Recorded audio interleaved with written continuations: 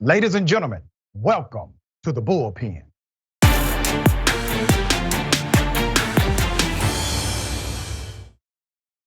We have a special bullpen today. Dear friend, Commissioner in Fulton County, that's in Atlanta, Georgia, Marvin Arrington Jr., noted as a national super lawyer, educator in a previous life. The man has done all of it, all right? So here's what I want to do. It is an interesting dynamic that you and I, Commissioner, are in a documentary, a movie documentary that you directed, wrote, all of it. It's about your father, a remarkable man. Before we get into that, tell those who are watching what this documentary is about. Well, thank you, Dr. Richey. This is the rags to riches story of Marvin Arrington Sr., a young boy who grew up in Grady Homes projects, who went on to integrate Emory Law School, get elected to the Atlanta Board of Aldermen, get elected to the Atlanta City Council as president of the Atlanta City Council, run for mayor, and then go on to become a Superior Court judge in Fulton County, the largest trial bench in the state of Georgia. I think we actually have some of the segment from that documentary. It's a remarkable documentary. You can find it everywhere. We're going to tell people where to find it at. Do we have some of that? If so, let's go to it.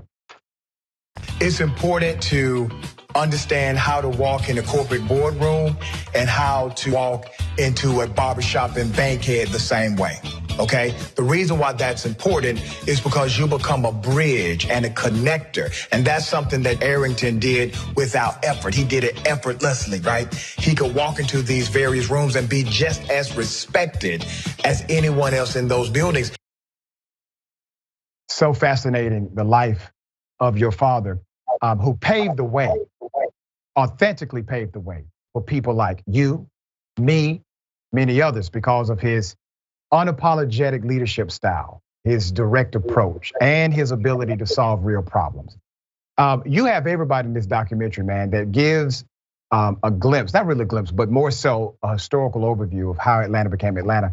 Who are some of the people in the documentary, Commissioner? Well, we're so blessed to have Governor Roy Barnes, Mayor Shirley Franklin, Mayor Keisha Lance Bottoms, Mayor Kasim Reed, former Congressman Kwanzaa Hall, and Mayor Ambassador Andrew Young, right, amongst others. And Lynn Vaughn is the narrator, and she did a tremendous job. Did it in one take, Rashad. You told me that. I said, come on, man. One take? I mean, she is a true professional. She is a true professional. Love it. This was important. Let me tell you what happened, man. Over the weekend, it was Sunday. I had my dad over to the house. We were doing dinner together, and we were catching up. And Dad said, can I watch the documentary you're in, Bowlegs? I said, absolutely. So we put it on, and I've already seen it. I actually saw it on the Delta flight, because it's on Deltas, a few other places. And man, it was such a meaningful moment because it's literally one of the very few things that all generations can watch together and everybody gets something very significant out of it. And I did not realize how much we lack that kind of programming today, where it is in fact multi-generational. It is in fact safe for all age groups.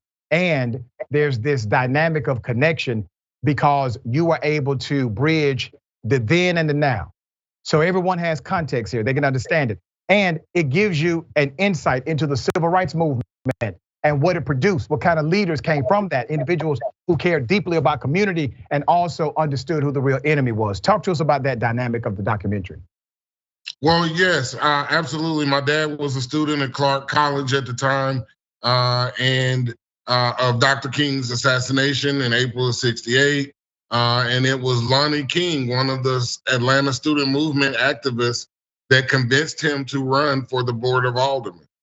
And so he ran in November of '68, took office in '69. The first day that he took office, Dr. Richey, they still had separate water fountains and bathrooms for white people and colored people. He immediately went to the white water fountain and said, I dare someone to say something. and then immediately drafted legislation to get rid of those separate water fountains for white people and I guess colored as they were called at the time. You know, a few years ago, your dad had an unfortunate situation at a gas station, okay? This is the renowned Judge Arrington. He's at a gas station and his car gets stolen. You and I have a conversation. I learned that the gas station had over 70 car thefts within 1 year. There's no security, there's no camera, there's not a lot of light, making it a perfect place for that kind of conduct. I contacted the store owner. Listen, you gotta get security, you gotta get cameras, you gotta get some light out here. I was opposed. I contacted the then chairman of the Fulton County Commission. Hey, basically, Doc, we don't have much control over this. I said, okay. I shut down that entire store that weekend. Myself, Big Haroon, my best friend, God rest his soul, and listeners to the radio show, we went out there and we stood around that store and we would not let anyone in, and it shut down their entire business. By that Monday, the chairman of the county said, we have a solution. Yes, it was a beautiful, beautiful day, Rashad. Thanks to you, definitely big shout out to Brother Haroon. Came out there and stood with us. We marched, so thankful that people came out to support him. He had been supporting the community for over 40 years, giving back to the city that he loves. And I think, it's important that because Atlanta is the way it is now because they were intentional about inclusion. They were intentional about minority and female involvement. And he served as city council president under Maynard Jackson, under Andrew Young, under Maynard again, and then under Bill Campbell. So he was kind of the glue that helped keep the city together despite the changes in administration. One of the most remarkable dynamics of Marvin Arrington Sr., Judge Arrington, was that he had this ability to understand what was important and what was not. It takes a lot of wisdom. It sounds simple, but it takes a lot of wisdom to figure that part out in life, to understand what's important and what is not important, right? And he engaged in what we would consider today to be progressive principles, equitable principles, where he was intentional about making sure that historically marginalized communities had an opportunity, and that opportunity was a real opportunity because you had to consider why. Why was there this bias? Why was there this unequal outcome? And you had to remedy it from the origin. And he did this. Why do you think before it was really popular, why do you think he understood that dynamic more so than most? I'm not just talking about conservatives. He understood it more so than most Democrats did. How do you think that happened? Well, I think it's his legal background, right?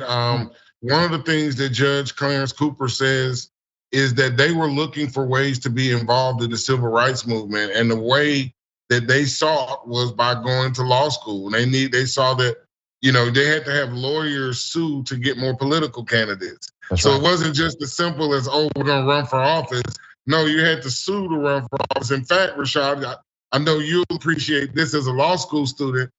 My father had to sue the state bar because they were not allowing any blacks admission. And so he got with the ACLU and sued the state bar in order to allow blacks to be admitted. And so I think it was just their way of contributing. It was the backlash. It was the outpouring of support that was a result of the assassination of Dr. King, right? Yep. At that point, it galvanized and energized everyone to get involved in some shape, form, or fashion. And he and Judge Cooper chose to follow the legal path. This is such a remarkable documentary. I'm not saying it just because I'm in it. I mean, this thing is such a jewel. And your success, the success of this documentary, is proof of that jewel. For those who are watching, you want to know about the movement, You want to understand the dynamics and nuances of Black leadership and what was required for Black leadership? What I want you to do is get this documentary. It's going to be fascinating and a great education for you and your family. Commissioner, how can they get the documentary? So they can visit bowlegsatl.com. That's BOLEGSATL.com. It's also available on Apple TV, Google, and Amazon Prime Video. Bowlegsatl.com, bowlegsatl.com. I told you this before, man. I'm going to echo it again. Just as your father was a great humanitarian, is a great humanitarian and a great public servant, you too are the same, all right? I appreciate your leadership, brother. Thank you, Dr. Richey. I've got big shoes to follow, but he loaded the bases, so I just got a back cleanup. That's right, that's right.